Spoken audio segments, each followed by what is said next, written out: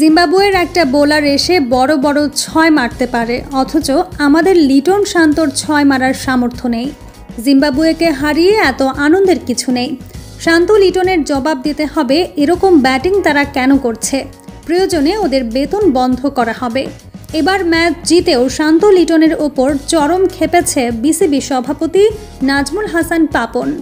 নরবরে জিম্বাবুয়ের বিপক্ষে প্রায় হেরেই গিয়েছিল বাংলাদেশ দল।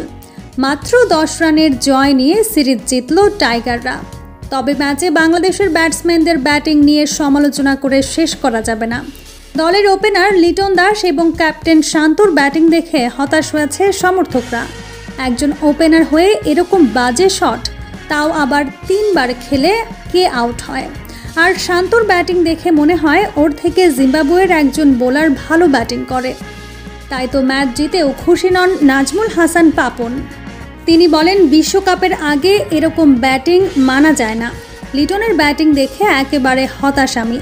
সে আসলে ক্রিকেট ভুলে গেছে নাকি আমার সন্দেহ আছে। ওর শট সিলেকশন একেবারে বাজে, যেটা পারে না সেটাই বারবার করতে যায়। এটা তো প্র্যাকটিস ম্যাচ নয় যে শট প্র্যাকটিস করবে। শান্তর তো আরও বাজে অবস্থা। রান নেই ব্যাটে, ক্যাপ্টেন হওয়ার পর পারফরমেন্স নেই শান্তর। ওদের দুজনের ব্যাটিং দেখে মনে হয় জিম্বাবুয়ের বোলাররা ওদের থেকে ভালো খেলে। মাত্র 10 রানের জয়ে আমি খুশি নই। ওদের এমন বাজে ব্যাটিংয়ের কারণ বলতে হবে। সঠিক কারণ দেখাতে না পারলে বেতন বন্ধ করা হবে ওদের দুজনের। রীতিমতো শান্ত লিটনকে হুমকি দিলেন বিসিবি সভাপতি পাপন।